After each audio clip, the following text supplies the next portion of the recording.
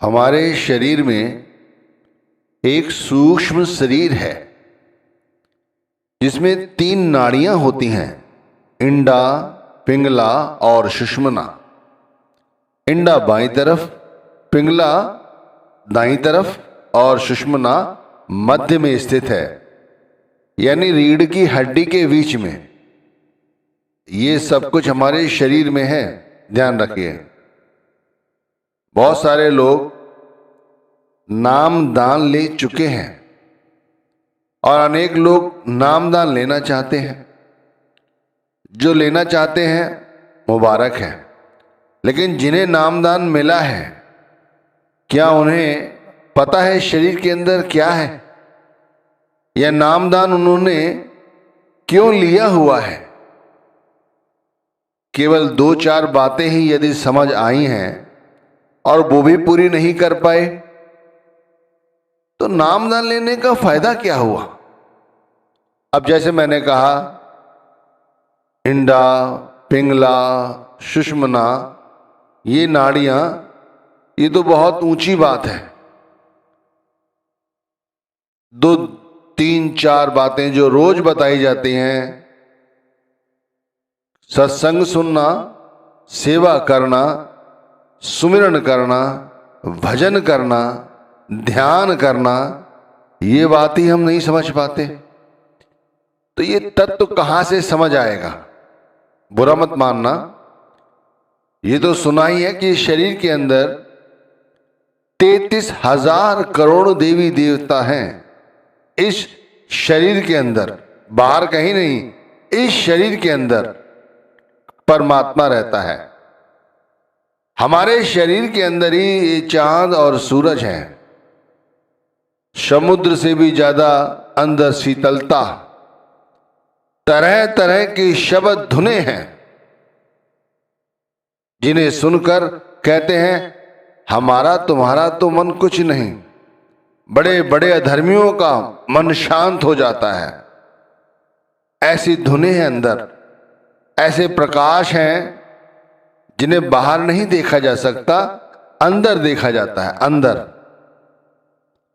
कहते हैं वो सचखंड, जहां वो ईश्वर रहता है, वो स्वर्ग कहीं बाहर नहीं है, वो भी हमारे इसी शरीर के अंदर है। सारी जलवायु, प्रकृति, ये सब कुछ, पवित्रता, ये सब कुछ हमारे अंदर है। क्या हमें इन सब की खबर है? नामदान लेना और उसे लेकर छोड़ देना, ये काफी नहीं है।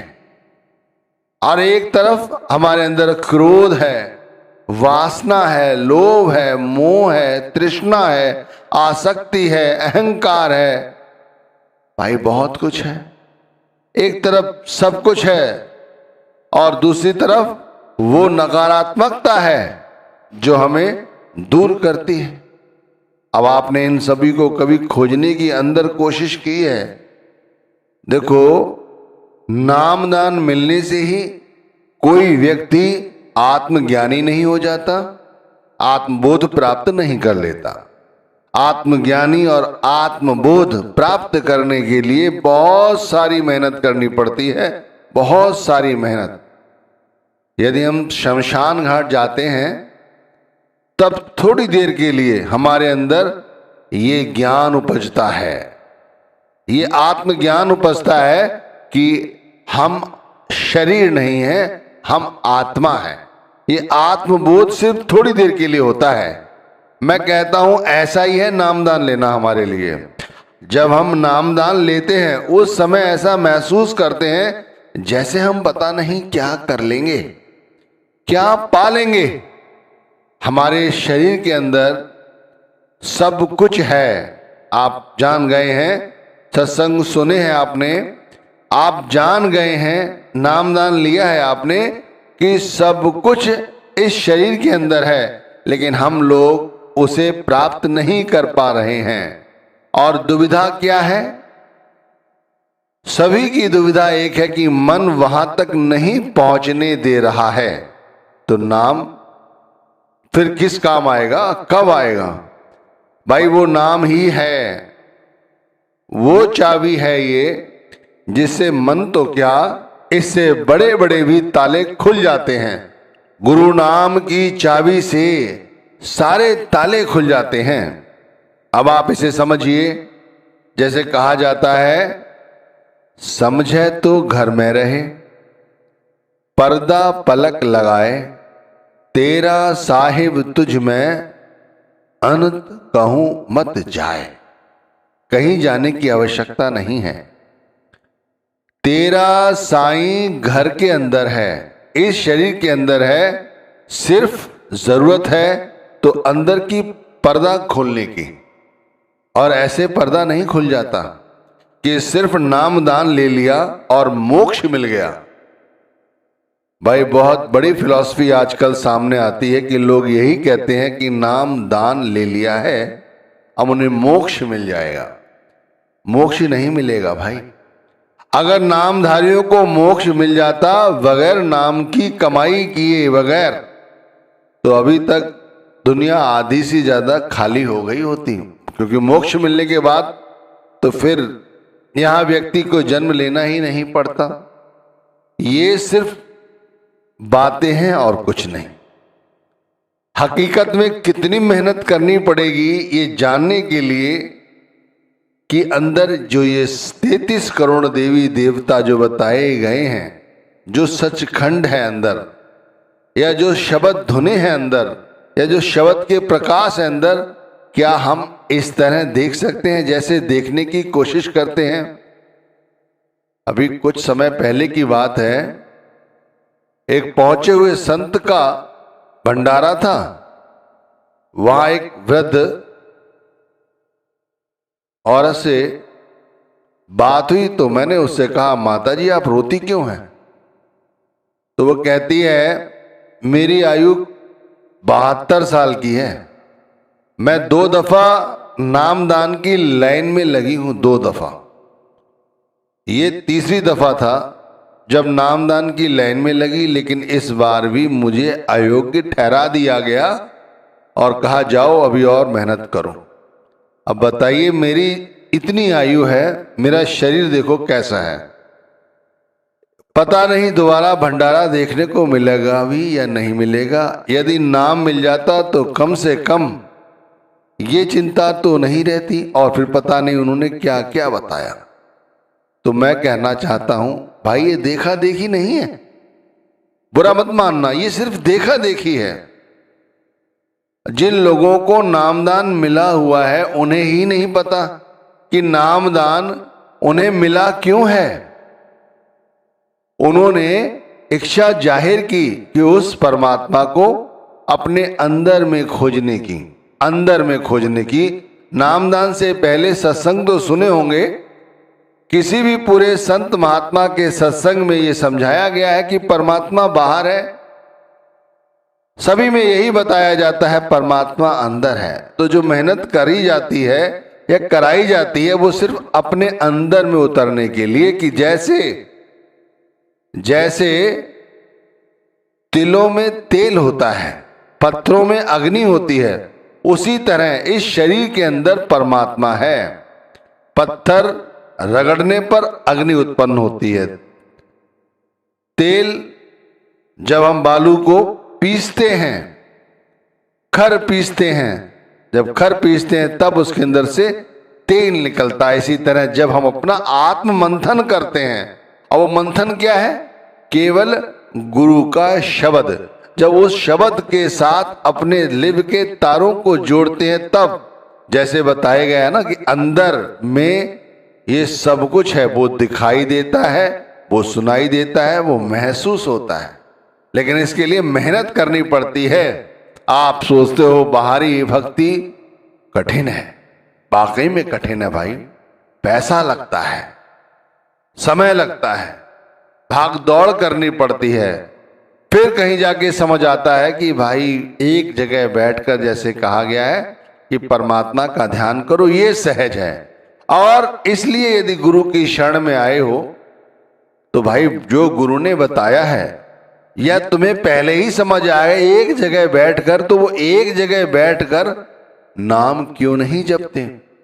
अगर नामदान इसलिए ले लिया है या मिल गया है कि सोचते हो कि अब दोबारा 84 के बेड़े में नहीं आना पड़ेगा, नामदान तो मिल गया है, अब क्या दिक्कत है, तो भाई ऐसे 84 के बेड़े से कोई भी मुक्ति प्राप्त नहीं कर सकता केवल नामदान मिलने पर। उसके लिए हमें बहुत बहुत मेहनत करने की आवश्यकता है। मन वाकई में बहुत ताकतवर है और विषयों की आसक्ति, हमारी आसक्ति तो मृत्यु की सैया पे भी यदि पड़े हो तब भी हम पूरी नहीं कर पाते। तो भाई इन कैसे जानोगे? गुरु का सत्संग सुन लिया, नामदान ले लिया, तो नाम की कमाई करो, तब जानोगे कि मैं हूं कौन।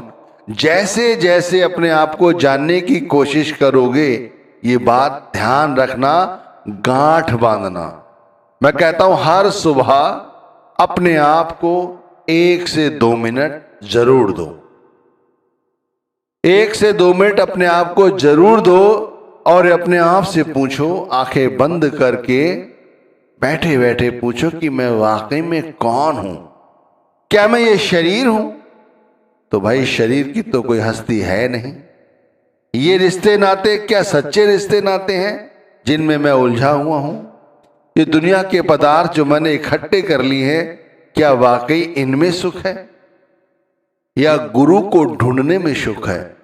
अगर गुरु को बाहर ढूंढा तो गुरु कभी नहीं मिलेगा। गुरु उन्हीं को मिलता है जिन्होंने गुरु को प्रत्यक्ष करके, गुरु को ध्यान धर के और अंदर गुरु को जाकर ढूंढने की कोशिश किया, उन्हें गुरु मिलता है।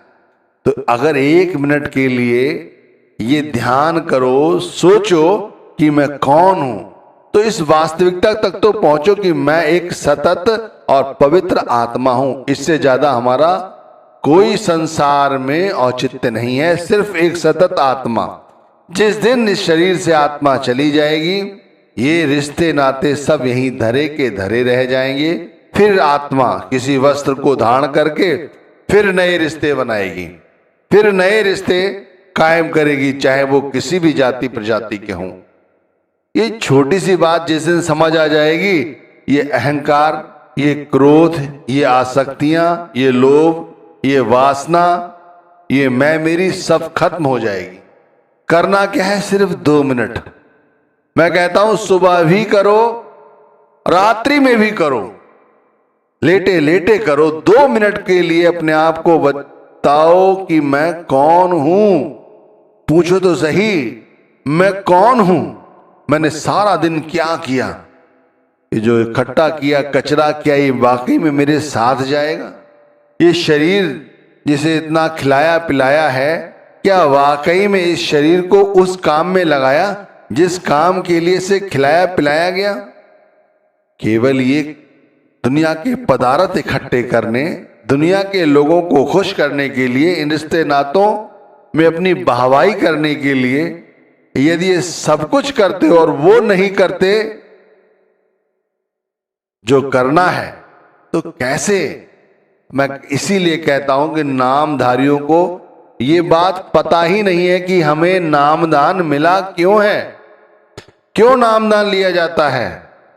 नामदान लिया जाता है या हमें कृपा द्वारा प्राप्त होता है सिर्फ इसलिए कि हम इस 84 के बेड़े से पार हो जाएं, वो भी उसी नाम की कमाई के द्वारा।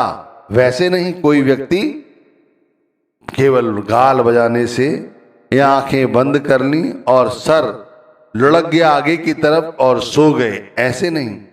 नाम की कमाई की, फिर नाम की कमाई के साथ ही अपनी आत्मा के तारों को जोड़ा और दिन भर ऐसे रहे जैसे मुर्गा भी पानी में रहती है, जैसे कमल का फूल पानी में रहता है।